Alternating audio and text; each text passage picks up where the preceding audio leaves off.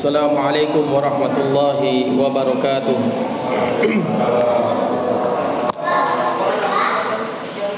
Alhamdulillah hamdan katsiran thayyiban barakan fih kama yuhibbu rabbuna wa yarda.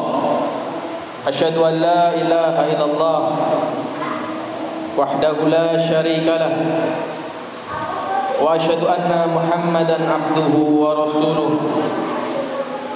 Wa sallallahu ala nabiyyina Muhammadin wa ala alihi wa ashabihi wa man tabi'ahum bi ihsanin ila yaumiddin.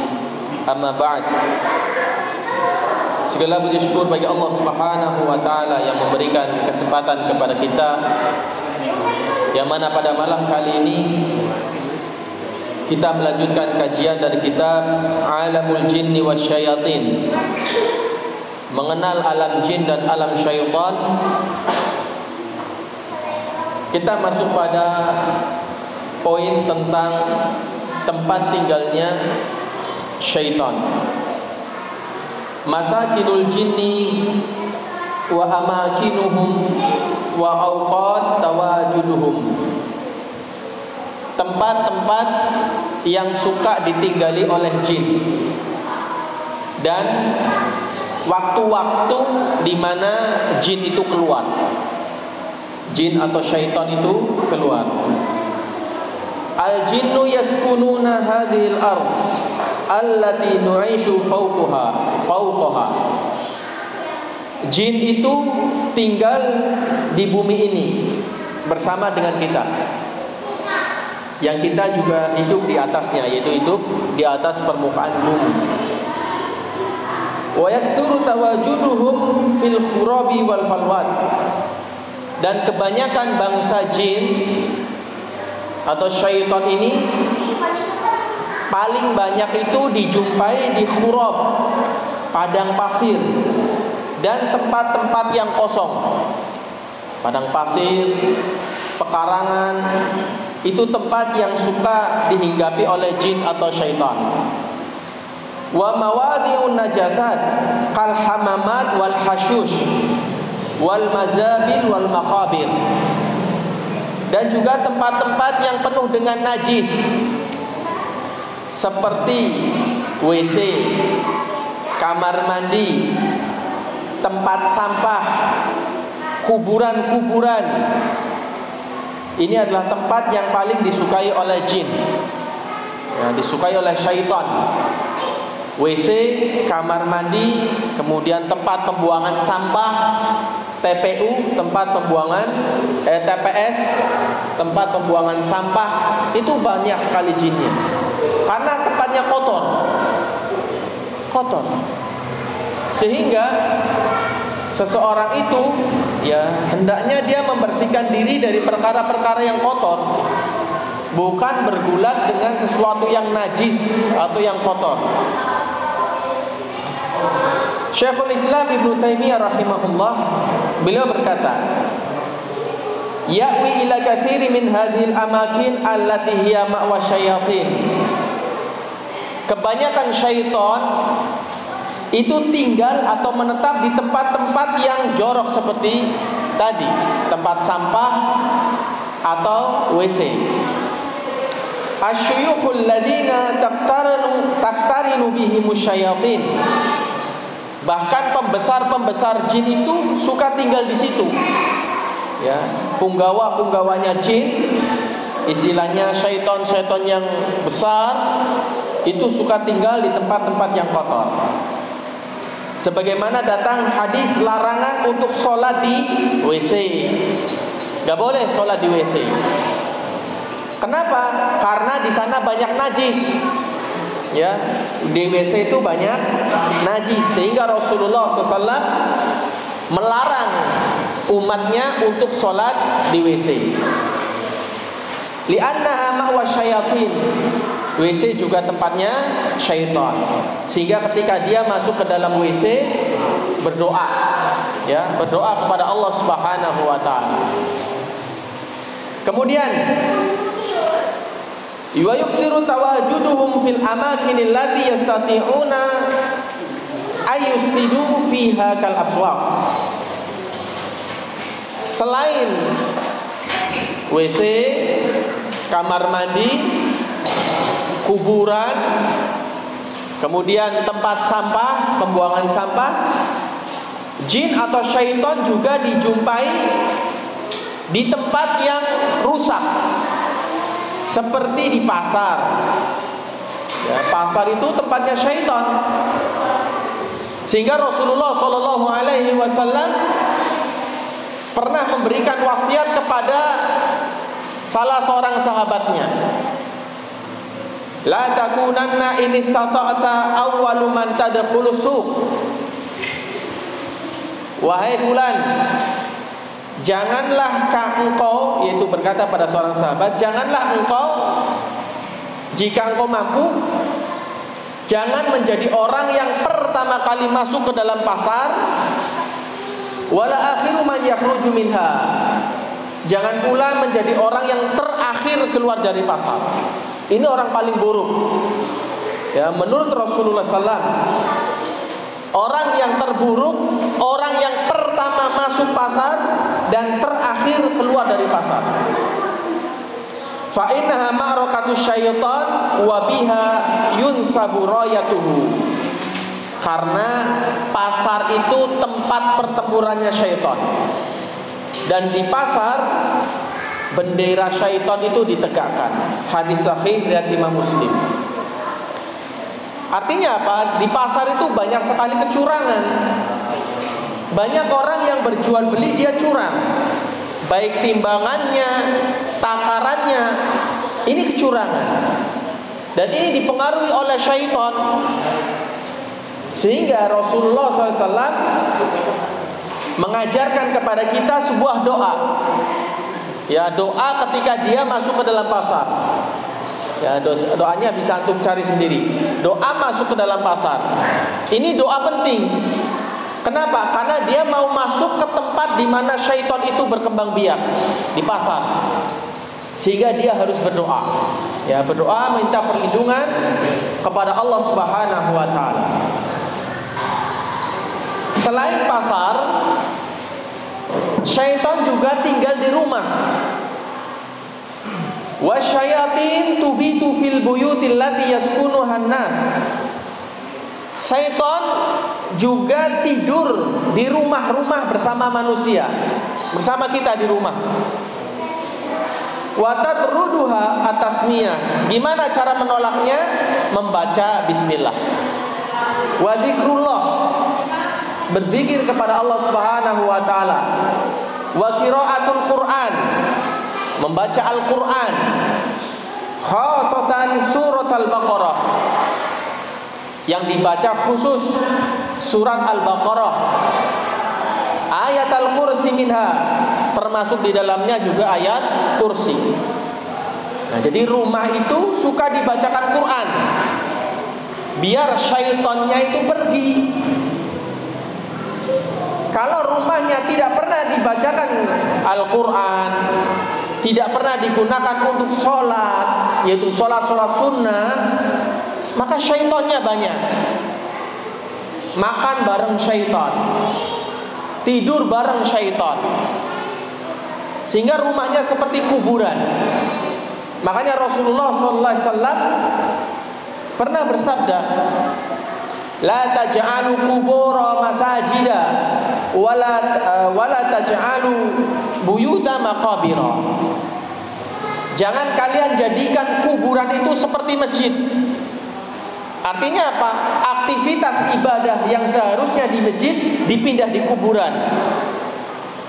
Banyak orang sekarang gak pernah baca Quran di masjid, ganti pindah baca Qurannya di kuburan. Gak pernah zikir di masjid, ganti pindah zikirnya di kuburan. Di makam-makam para orang soleh, di situ mereka wirid, baca tahlil, baca Quran. Tapi ketika di masjid, jarang sekali mereka jumpai baca Quran. Kemudian jangan jadikan rumah kalian seperti kuburan, sepi dari aktivitas ibadah. Jadi rumah itu jangan seperti kuburan. Meskipun rame, gak pernah untuk sholat sunnah, Gak pernah untuk baca Quran, gak pernah untuk zikir. Ini rumah kuburan. Rumah kuburan, meskipun penghuninya ramai sekalipun, itu kuburan. Kenapa? Sepi dari aktivitas ibadah. Ya, sepi. Sehingga syaitan, ya, dia akan tidur bersama manusia jika rumahnya tidak pernah dijadikan tempat ibadah. Nabi SAW memberitakan, anna syayatina tantashiru, bahwasanya syaitan-syaitan itu berterbangan, ya, berpencar, ya, melalang buana. Wa taktsuru bi hululidz zulam, dan semakin banyak syaitan itu keluar ketika gelapnya malam. Malam itu tempat yang paling disukai oleh syaitan. Ya, meskipun syaitan itu, ya, tidak takut dengan siang hari. Kebanyakan orang mengatakan, masa siang-siang ada syaitan? Ini ucapan yang salah. Mau siang, mau malam, mau pagi, mau sore, syaitan ada. Jadi jangan seperti gambaran di film-film. Oh, syaitan takut dengan panas matahari. Tidak. Syaitan itu gak takut dengan panas matahari. Jadi siang malam tetap ada syaitan. Cuma syaitan itu lebih kuat di kegelapan. Sehingga Imam Ibnul Qayyim Al-Jauzi rahimahullah bila mengatakan, semakin gelap suasana rumahnya, gak ada cahaya, meskipun siang hari gak ada cahaya sedikit pun, disitulah kekuatan syaitan semakin besar. Sehingga Nabi Musa alaihissalam ketika menghadapi Fir'aun, ya, Fir'aun mengundang semua tukang sihir dari segala penjuru. Apa yang dilakukan oleh tukang sihir Fir'aun? Membikin bukhur, asap-asap, ya, supaya apa? Suasana menjadi gelap dengan asap. Sihir itu lebih kuat jika di malam hari. Kalau siang kena cahaya, caranya bagaimana biar gelap? Dibikin asap. Makanya bakar kemenyan atau bakar apa? Biar apa? Semakin gelap.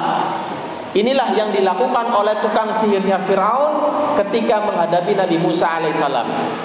Mereka membakar sesuatu sehingga kegelapan menyelimuti tempat di mana Nabi Musa alaihissalam bertemu dengan ratusan bahkan ribuan tukang sihir. Tapi yang namanya mukjizat tidak bisa dikalahkan. Ya, tetap menang. Inilah dengan izin Allah Subhanahu wa taala. Wasyayatinu tahrabu minal adzan wala tutiqu sima'a sautihi. Selain bacaan Quran, bacaan zikir-zikir, syaitan juga akan lari. Ya, lari ketika ada azan dan tidak mampu mendengarnya. Ini tabiat syaitan. Syaitan akan lari menjauh ketika mendengar azan. Jadi kalau ada manusia menjauh ketika mendengar azan, berarti apa? Syaitan dia. Karena satu-satunya makhluk yang dia menjauh ketika azan hanya syaitan. Jadi kalau manusia dengar azan kok nggak segera mendekat, nah berarti itu, ya, entah cucunya atau temannya syaitan. Bahkan dikatakan walahud durat, syaitan akan lari sampai terkentut-kentut saking takutnya dengan suara adzan. Maka inilah, ya, keutamaan atau fadilah bagi tukang adzan. Ya, tukang adzan fadilahnya besar, keutamaannya sangat besar. Sehingga orang yang adzan dia suaranya harus keras. Kenapa? Semakin jauh suara yang dijangkau, sebanyak yang mendengar, baik manusia, hewan, tumbuhan, benda-benda mati, itu nanti akan menjadi saksi di hari kiamat. Makanya para ulama berselisih pendapat mengenai lebih utama mana, muadzin apa imam. Ini perbedaan. Ya. Sebagian pendapat mengatakan imam lebih utama dibanding muadzin. Kenapa? Imam akan mendapatkan pahala sebanyak jamaah yang didapatkan, sebanyak jamaah yang datang. Namun pendapat ini lemah. Yang paling kuat adalah muadzin lebih utama dibanding imam. Kenapa muadzin lebih utama dibanding imam? Karena muadzin suaranya itu didengar semua makhluk, dan yang mendengarnya itu akan menjadi saksi nanti pada hari kiamat. Tapi imam hanya terbatas dia mendapatkan pahala sebanyak jamaah yang datang. Maka jumhur ulama berpendapat muadzin lebih utama dibanding apa? Imam. Bahkan Umar bin Khattab radhiyallahu taala anhu pernah punya keinginan. Beliau mengatakan, kalau seandainya saya bukan khalifah, saya akan menjadi tukang adzan. Ini keinginan Umar yang tidak pernah tersampaikan sampai beliau wafat. Kalau saya bukan khalifah, saya ingin jadi muadzin. Namun beliau nggak pernah jadi muadzin. Kenapa? Karena beliau pemimpin negara, khalifah. Dan pemimpin negara tugasnya adalah memimpin negaranya dan memimpin sholat. Ini cita-cita dari Umar bin Khattab radhiyallahu anhu. Dan syaitan akan menjauh. Kemudian kalau adzannya selesai, mendekat lagi, dekat lagi. Makanya mengganggu orang yang sholat. Uzkur kaza, walima lam yadkur fadzakarahu. Ketika adzan selesai, syaitannya balik, ganggu orang sholat, ingat ini, ingat itu. Yang di luar sholat dia nggak ingat, ketika dia sholat semuanya ingat. Bahkan sampai kerikil yang dia injak dia ingat. Makanya ketika orang sholat terkadang sebelum dia sholat dia nyari sesuatu mungkin, nyari peci, nyari kotak kunci motor, gak ketemu. Tapi ketika dia Allahu Akbar sholat, ingat, oh iya, saya naruh kunci motornya di sana. Ingatnya kapan? Ketika dia sholat. Ini syaitan, was-was dari syaitan. Makanya orang yang sholat itu mudah sekali diganggu oleh syaitan. Ya, diganggu oleh syaitan. Wa fi Ramadan tusaffadu syayatin, dan di bulan Ramadan syaitan-syaitan akan dibelenggu. Nah, inilah tempat-tempat yang disukai oleh syaitan: rumah, pasar, kemudian tempat sampah, kemudian kamar mandi, WC, ya, sehingga nggak perlu lama-lama di kamar mandi, ya secukupnya saja, karena itu tempat yang disukai oleh syaitan. Sehingga ketika masuk WC, masuk kamar mandi, dia berdoa, Allahumma inni a'udzubika minal khubzi wal khaba'ith. Ya Allah, aku berlindung kepadamu dari jin atau syaitan laki-laki dan syaitan perempuan. Kenapa? Karena kalau dia masuk kamar mandi dan masuk WC nggak baca doa, minimalnya dia nggak pernah bismillah, dia akan dilihat oleh syaitan. Sehingga dalam riwayat dikatakan satiru aurati bani Adam, pembatas aurat anak manusia, anak Adam yaitu manusia dengan syaitan, penghalangnya adalah bismillah. Maka ketika lepas baju, bismillah. Lepas celana, bismillah. Supaya apa? Aurat kita terlindungi dari syaitan. Ya. Min majalisi syayatin, tempat tongkrongannya syaitan. Ya, manusia suka nongkrong, jin juga suka nongkrong, syaitan suka nongkrong. Apa tempat tongkrongannya syaitan? Tuhibbu syayatin al-julus baina dhilli wasyamsi. Syaitan itu suka duduk-duduk di antara dua tempat, gelap dan terang, bayangan dan matahari. Ini gak boleh. Rasulullah SAW melarang kita kalau duduk di panasan-panasan sekalian. Kalau adem sekalian, nggak boleh setengah-setengah. Contohnya ada payon, ini kan adem, sampingnya panas. Nah, ini berdiri di tengah-tengahnya nggak boleh. Kalau mau ngadem sekalian seluruh tubuhnya, kalau mau panas-panasan sekalian.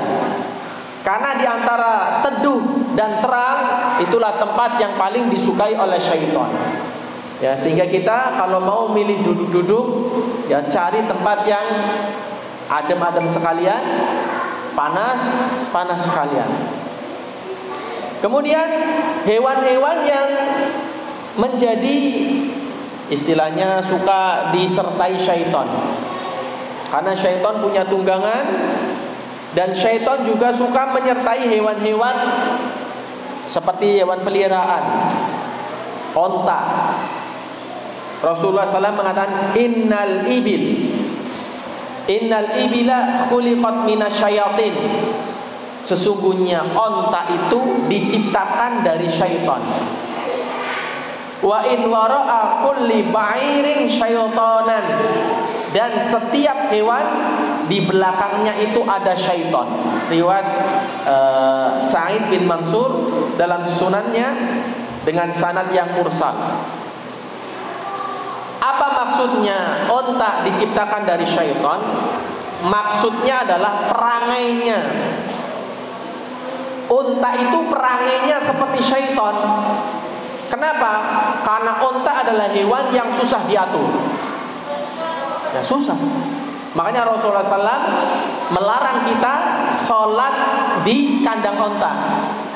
Gak boleh. Rasulullah SAW bersabda, la tusallu fi mabarikil ibil. Jangan kalian sholat di kandang onta. Fa innaha minasyayatin. Karena onta itu sifatnya seperti syaitan. Wa sallu fi marabidil ghanam. Fa innaha barakah. Tapi sholatlah kalian di kandang kambing, karena di situ banyak berkahnya. Nah, beda ya. Sholat di kandang onta nggak boleh, tapi sholat di kandang kambing boleh. Ini ada barokahnya. Jadi kalau mau nyari barokah, sholat di kandang kambing, bukan nyari barokah di kuburan. Kesalahan orang ngapain ke kuburan ngalap berkah? Salah.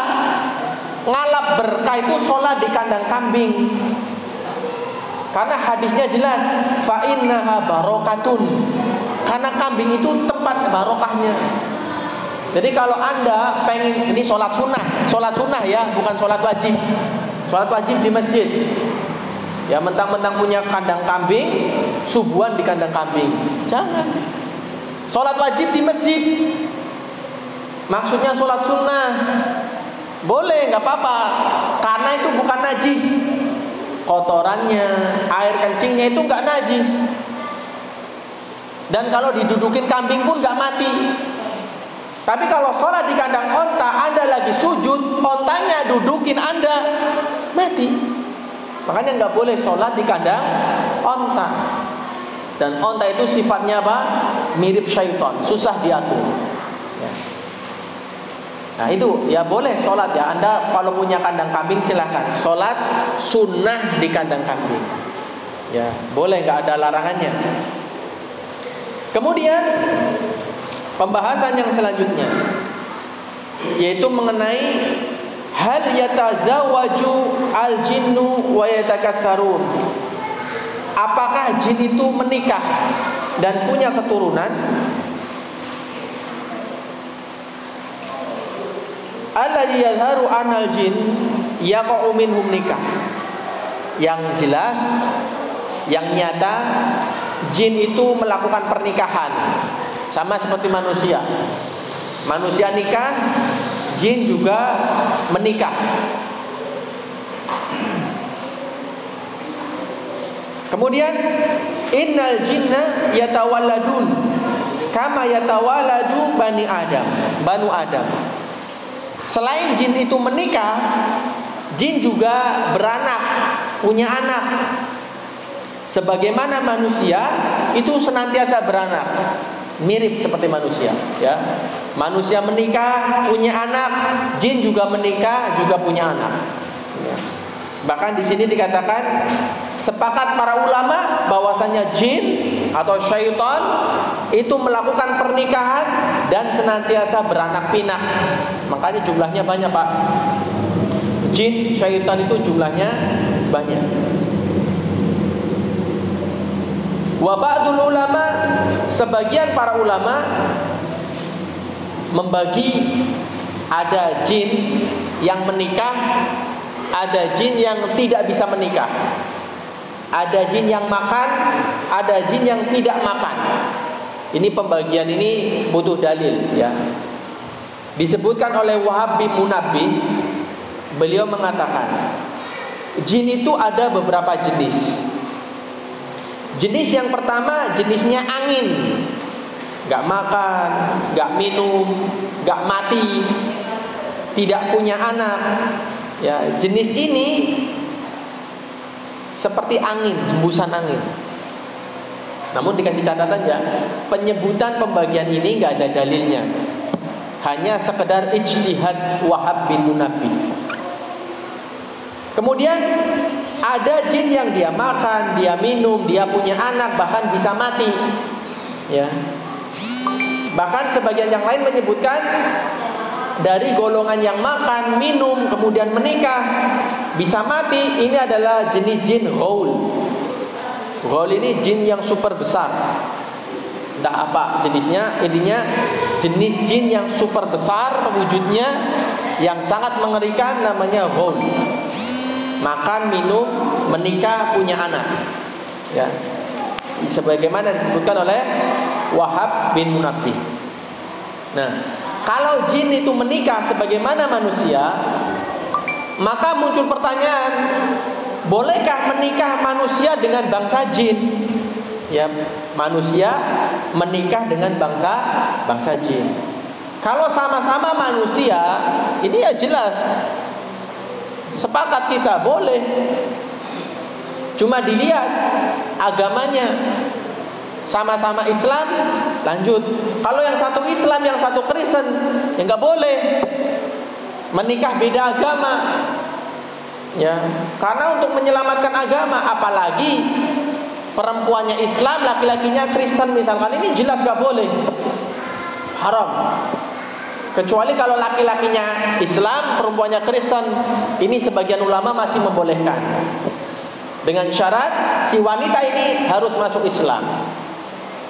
Kalau si wanitanya nggak mau masuk Islam, maka pernikahannya fasah, rusak, hapus. Hubungan dia dengan suaminya, dengan istrinya, itu hubungan zina. Karena pernikahan yang rusak. Nah, permasalahannya, boleh nggak manusia menikah dengan jin? Ya. Ini menjadi khilaf di kalangan ulama. Perbedaan pendapat di kalangan para ulama. Bahkan disebutkan ada 3 pendapat mengenai hal ini. Ya. 3 pendapat dari kalangan 4 mazhab: Hanafi, Maliki, Syafi'i, Hambali, mengenai pernikahan jin dengan manusia. Nah, pendapat yang pertama mengenai manusia, bolehkah manusia menikah dengan jin? Pendapat pertama mengatakan haram. Ya. Haram manusia menikah dengan bangsa jin. Ini adalah pendapat dari Imam Ahmad rahimahullah. Haram secara mutlak, nggak boleh. Ya. Pendapat yang kedua mengatakan makruh. Makruh, dibenci. Ini pendapat dari Imam Malik. Pendapat dari Qatadah. Pendapat dari Ishaq bin Rahawayh. Beliau berpendapat bahwasannya menikah manusia dengan bangsa jin hukumnya adalah makruh karena nggak ada larangannya. Makruh. Cuma dikomentari, makruh menurut pendapat Maliki itu bermakna haram. Ya, makruh jika dalam mazhab Maliki itu artinya adalah haram. Kemudian pendapat yang ketiga, yaitu manusia boleh menikah dengan jin. Laki-laki nikah dengan kuntilanak, atau misalkan perempuan menikah dengan genderuwo misalkan. Ini boleh menurut pendapat Syafi'iyah. Perhatikan ya. Ada namanya Syafi'i, ada yang namanya Syafi'iyah. Terkadang teman kita dari bendera hijau, mereka enggak membedakan mana pendapat Imam Syafi'i dan mana pendapat Syafi'iyah. Kalau pendapat Imam Syafi'i ini murni pendapat dari Imam Syafi'i. Tapi kalau ada kata-kata ini pendapat dari ulama Syafi'iyah, artinya pendapat ini bukan pendapat Imam Syafi'i, tapi pendapat pengikutnya Imam Syafi'i. Ya, kalau ada kata-kata ulama Syafi'iyah, itu bukan pendapat Imam Syafi'i, itu pendapat dari pengikut Imam Syafi'i. Bisa jadi bertentangan dengan pendapat Imam Syafi'i. Nah, yang membolehkan menikah dengan bangsa jin itu bukan pendapat Imam Syafi'i, tapi pendapat dari ulama Syafi'iyah, yaitu ulama yang bermadhab Syafi'i. Nah, itu 3 pendapat dari kalangan ulama. Yang pertama mengatakan haram, yang kedua mengatakan makruh, yang ketiga mengatakan boleh. Ya, boleh. Dari ulama Syafi'iyah. Sekarang kita bahas yang haram, yang makruh, dan yang boleh. Pendapat yang haram terlebih dahulu. Berkata Imam As-Suyuti, ulama dari abad ke-9, pengarang kitab Jalalain, tafsir Jalalain, yang ditulis oleh Imam Abu Muhammad Al-Halami. Kemudian yang kedua ditulis oleh Jalaluddin As-Suyuti. Ini kitab tafsir yang bagus, ringkas, lengkap ya. Ini cuma kesalahannya dalam pembahasan asma wa sifat, terjatuh dalam pemikiran takwil, penyimpang. Imam As-Suyuti rahimahullah, beliau mengatakan,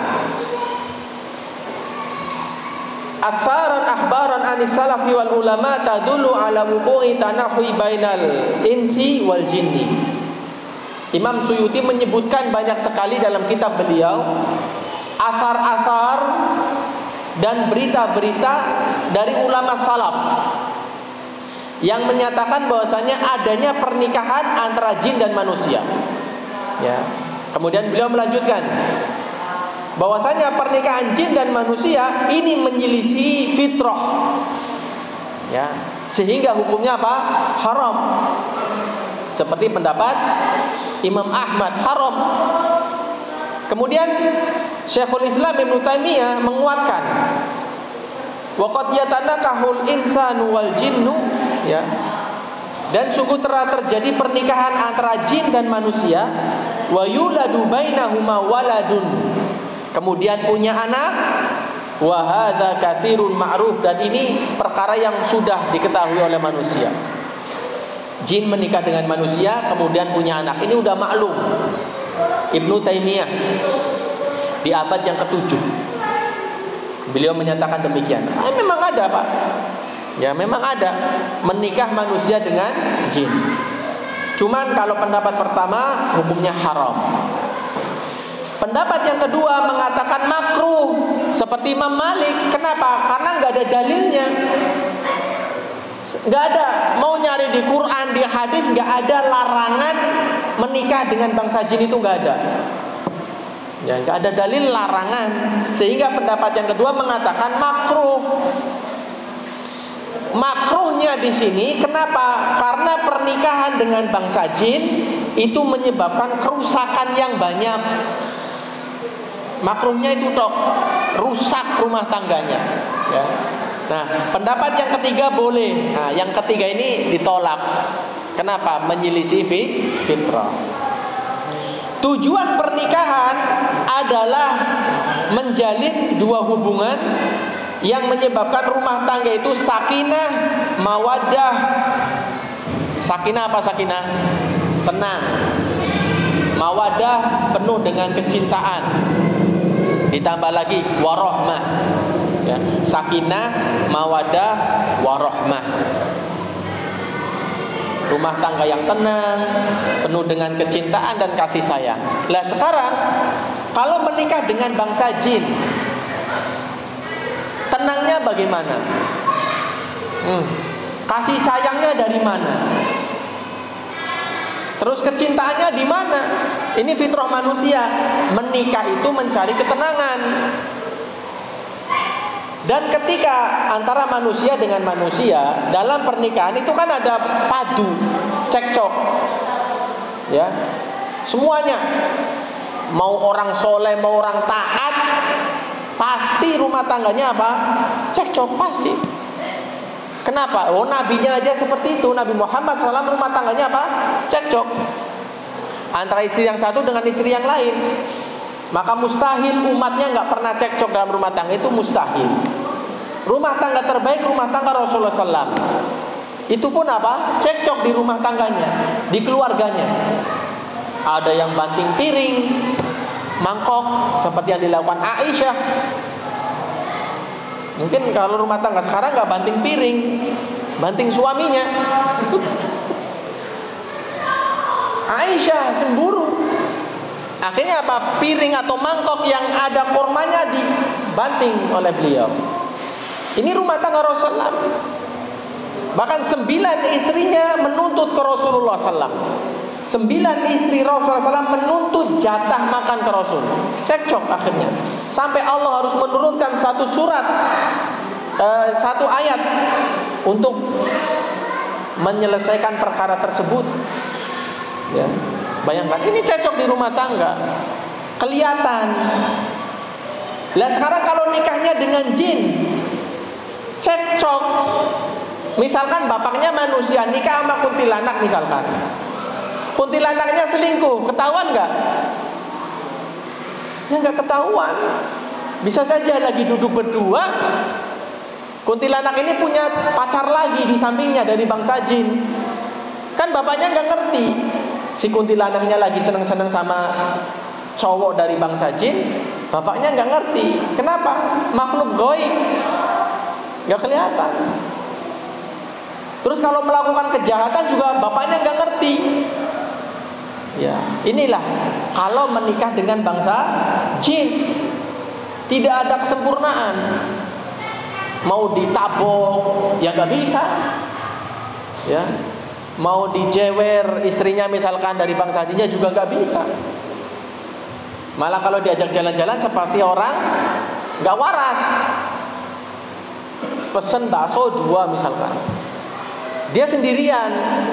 Orang lain lihatnya dia sendirian, padahal sama istrinya dari bangsa jin. Mungkin ditanya, Pak, pesen 2, kan Anda sendirian. Oh enggak, saya sama istrinya. Mana? Lah ini sampingnya. Nah, ini kan dianggap apa? Aneh. Karena istrinya dari bangsa jin. Sehingga secara fitrah itu menyalahi. Ya, sehingga pendapat yang paling kuat dari ketiga pendapat tersebutlah haram menikahi manusia dengan bangsa jin. Haram hukumnya. Tidak diperbolehkan. Banyak sekali kerusakan.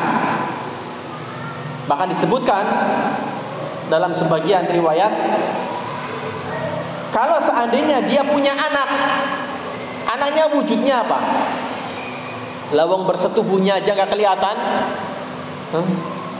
sama guling, nggak mungkin. Di atas kasur berdua, orang lain lihatnya dia cuma sama guling. Bagaimana mau berhubungannya? Terus kalau punya anak wujudnya kayak apa? Bapaknya ibunya manusia, bapaknya Gandarwo misalkan. Anaknya kayak apa wujudnya? Nah, inilah secara fitrah nggak dibenarkan, bahkan merusak. Ya merusak, ya makhluk. Bahkan disebutkan ada seorang, ya ini riwayat, ada seorang ulama, dia berada di gua, bertahanut, ya menjauh dari kerumunan. kemudian didatangi oleh seorang wanita yang sangat cantik. Ya digoda, akhirnya si ulama ini kepencut. Akhirnya menikah. Serang berapa lama menikah, si ulama ini gak ngerti kalau itu adalah jin. Menikah, setelah menikah punya anak. Apa wujudnya? Mukanya gak ada. Jadi wujud manusia tapi mukanya rata, gak punya muka. Maka sang ulama ini pun langsung menanyakan ke ibunya, sebenarnya engkau siapa? Maka kata wanita ini, aku adalah seorang wanita dari bangsa jin. Kerusakan jadinya. Ya, ini nggak dibenarkan. Sehingga kita cukuplah. Emang manusia nggak cukup? Nah, laki-laki misalkan, emang wanita nggak ada sampai harus nikahi kuntilanak? Jangan khawatir. Menjelang hari kiamat, wanita itu lebih banyak dari laki-laki. Bahkan disebutkan dari riwayat, satu laki-laki bisa mencukupi 50 wanita. Ya, satu laki-laki bisa mencukupi berapa? 50 orang wanita. Lo kok mau nyari kuntilanak? Buat apa? Ya. Jadi kerusakan di atas kerusakan, yaitu orang menikah dengan di luar bangsa manusia. Wallahu taala a'lam bissawab. Ada pertanyaan? Tuyul itu anak apa ya, saya nggak tahu Pak. Jadi syaitan-syaitan yang sering kita lihat, tuyul, kuntilanak, gandarwo, pocong, itu syaitan yang sudah berwujud ke alam dunia. Jadi syaitan kalau belum berwujud ke alam dunia itu nggak bisa dilihat, nggak bisa. Wujudnya sangat besar. Lah, ketika syaitan sudah berwujud ke alam dunia, bisa dilihat. Seperti kita lihat misalkan syaitan tuyul atau yang lain. Dan tuyul, kuntilanak, genderuwo, ini syaitannya mengikuti adat setempat. Di Amerika nggak ada tuyul, orang payu tuyul, ya. Kenapa? Karena adatnya bukan seperti itu. Makanya jin-jin atau syaitan di Indonesia itu miskin-miskin, kere-kere Pak. Kolor hijau, ya nggak pernah ganti. Kemudian apa? Gandarwo, nggak pernah mandi. Kere-kere, tuyul, nyuri duit.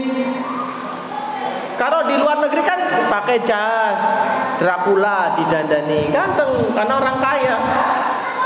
Jadi syaitan itu setelah berubah ke alam dunia bisa dilihat, ya, seperti tuyul dan gandarwo atau yang lainnya. Ini termasuk syaitan dari bangsa jin. Wallahu alam. Ada yang lain?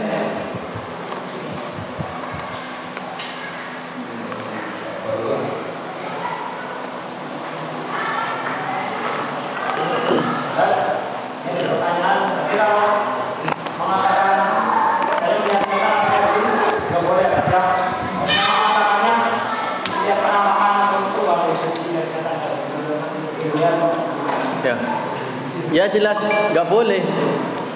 Saya ngelihat jin atau ngelihat syaitan, ini jelas nggak boleh. Kenapa? Jin dan syaitan nggak bisa dilihat. Ya, dia bisa dilihat ketika sudah masuk ke alam dunia. Ya betul, melihat penampakan. Kenapa? Karena sudah berwujud ke alam dunia. Cuman karena sudah menjadi kebiasaan, ya ini sudah menjadi hal yang maklum.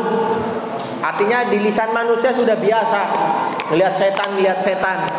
Itu maksudnya syaitan yang sudah berwujud ke alam dunia.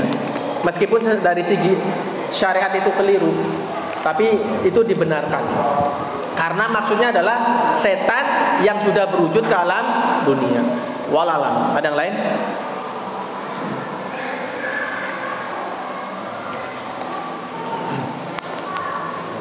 Baik, kalau nggak ada kita cukupkan karena menjelang Isya. Subhanakallahumma bihamdik, asyhadu an la ilaha illa anta, astaghfiruka wa atubu ilaik. Wassalamualaikum warahmatullahi wabarakatuh.